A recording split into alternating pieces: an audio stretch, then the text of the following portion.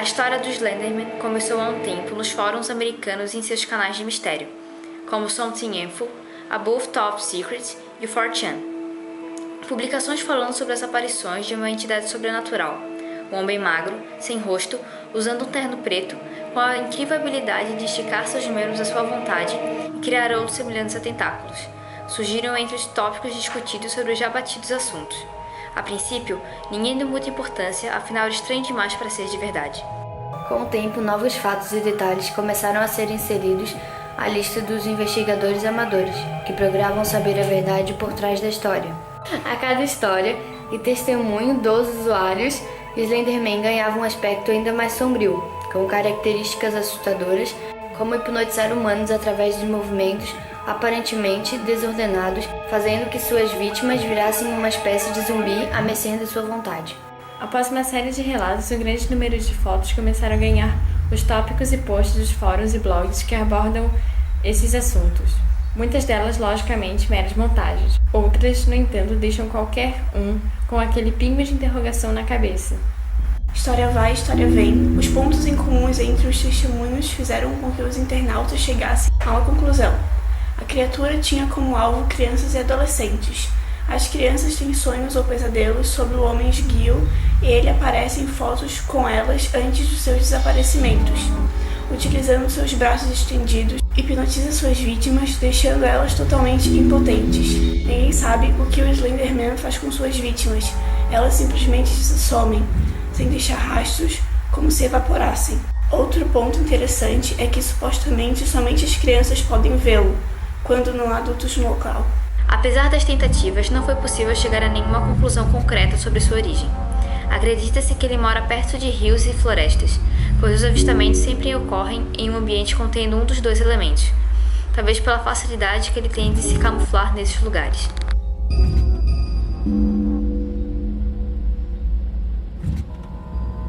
Teorizou-se que Slenderman não é dessa época. Os investigadores de plantão iniciaram uma busca implacável para descobrir as origens de Slenderman e, para nossa surpresa, obtiveram algumas informações cruciais que levaram ao fato de o Slenderman ser uma entidade atemporal.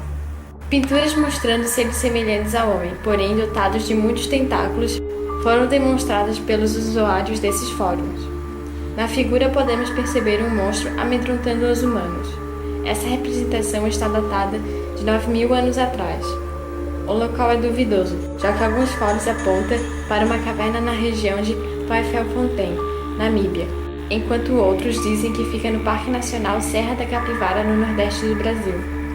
Slenderman está presente também nos hieróglifos. Esse ser, o qual se acredita ser escravo do deus Anubis, representa exatamente as características do Slender, um homem magro, com tentáculos. Durante a história e suas participações nela, o Slender deixa a entender que ele tem uma ligação com a morte, mas não com a ação em si, a morte como uma entidade. Dub é a criatura da qual fala uma antiga e assustadora lenda escocesa, também conhecida de Homem Negro. Conta essa lenda que nas florestas escocesas, desde os tempos remotos, mora uma criatura que sequestrava crianças e desaparecia com elas no meio da floresta. Camuflado pela escuridão, Dub aguardava um momento para agarrar suas vítimas. O interessante são as características dessa história com a do Slenderman. Ambas as criaturas são homens magros, dotados de tentáculos, que vivem nas florestas e que raptam crianças. A lenda de Dub é datada da Idade Média. Outra lenda muito semelhante à história do Slenderman é o conto holandês de Taken Man. Taken Man, Homem Galho, é a criatura humanoide dotada de galhos que servem como tentáculos utilizados para prender suas vítimas e levá-las para o meio da floresta.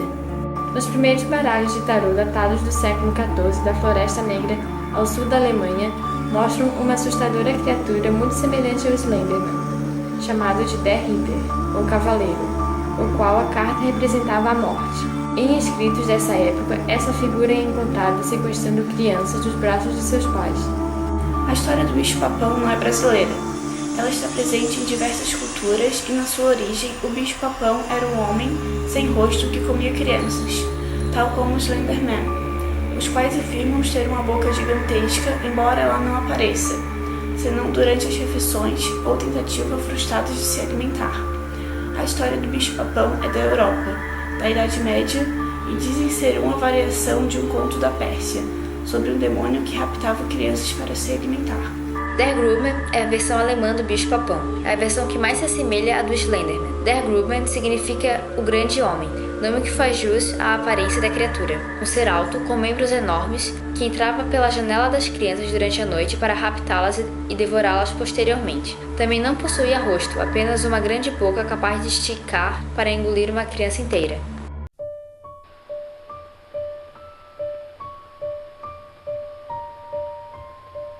São centenas de casos sobre o Slenderman disponíveis na internet. Boa parte parece ser falsa, mas alguns podem não ser apenas invenção. Cidade de Stirling, desaparecimentos de 1986 a 1987. Cidade de Stirling, no condado de Bute, tem sido um ponto de acesso aparente para a atividade de um homem esbelto durante os meados da década de 1980. Após o incêndio da biblioteca da cidade de Stirling, em 1986, um pequeno número de fotografias foram recuperadas, incluindo uma que foi retirada uma semana mais cedo, em 1º de junho de 1986.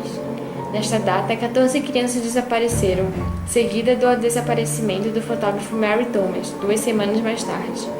Alguns teóricos afirmam que a figura à esquerda da foto é o homem esbelto, embora funcionários afirmam que a personagem sinistra da foto pode ser julgada como defeitos de filme. 5 meses mais tarde, o corpo de um dos filhos, 4 anos de idade, Joseph Persimmon, foi encontrado no Grande Pântano Reserve em Kingston Falls. O xerife adjunto e Jim Stowes, repórter da Associated Press, foram os responsáveis por analisar o corpo ainda na fase inicial da putrefação, indicando que ele ainda estava vivo pouco tempo antes de o encontrarem. 4 meses após seu desaparecimento, também foi relatado que o corpo foi encontrado em um estado de contorcionismo bizarro, embora nunca oficialmente estabeleceu-se a causa da morte. O DCA também relatou a história de um homem local, David Elkins. Em 12 de julho de 1987, a polícia foi chamada para a residência Elkins, em Stirling, por David Elkins, que havia informado que sua filha de 8 anos, Catarina, tinha desaparecido. A testemunha do desaparecimento foi sua irmã de 10 anos, Alice, com quem ela compartilhava um quarto. A SPD, sargento William Hone, informou que a última vez que Alice viu sua irmã, ela estava fora da janela abraçando um homem alto.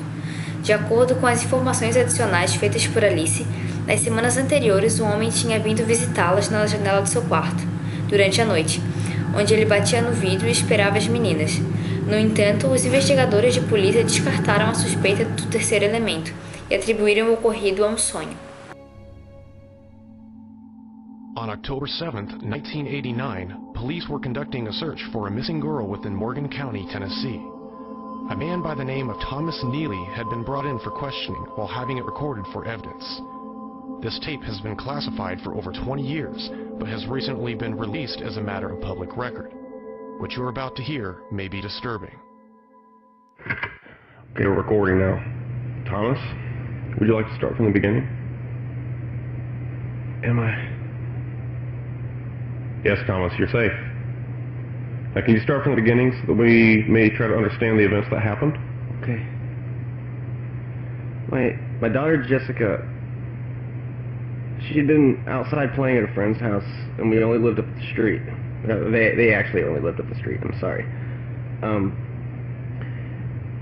It started to get dark out, and I had called her friend's parents that she needed to get home. They told me that she left over a half hour ago. Well, they're only a 5-minute walk away, so Is this where you left the house looking for her? Yes. We live in a wooded area, and I knew she liked playing there with friends, but going alone didn't make sense. Okay, so what happened next? I was calling Jessica's name, and it had been really getting dark out now. I was walking through the woods, looking and listening to anything.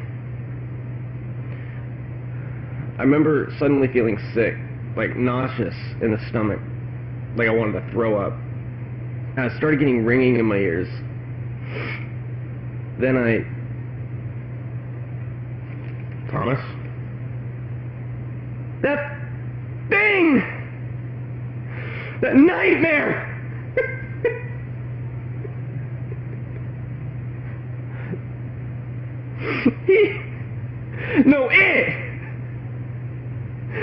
Jessica's clothes. One of its hands. You do.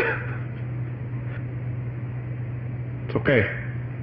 Can you please describe what he looked like? It was tall. It appeared to be wearing a suit, but there's no way it was human. There's no way. The arms are almost to the ground. I've never seen anything like it. It's face. It's okay, Thomas. You can continue. That horrible fucking face! Just staring at me! But no, there was no face! There was no eyes! What did I see? Thomas, please calm your... No! No! I fucking saw you, son of a bitch! It took my Jessica! It's now coming for me! I can't sleep! I can't live! You don't know! You don't know! Oh God! Oh God! Thomas, calm down. Ah! It's right there! Mr. Payne, Ah! hold it.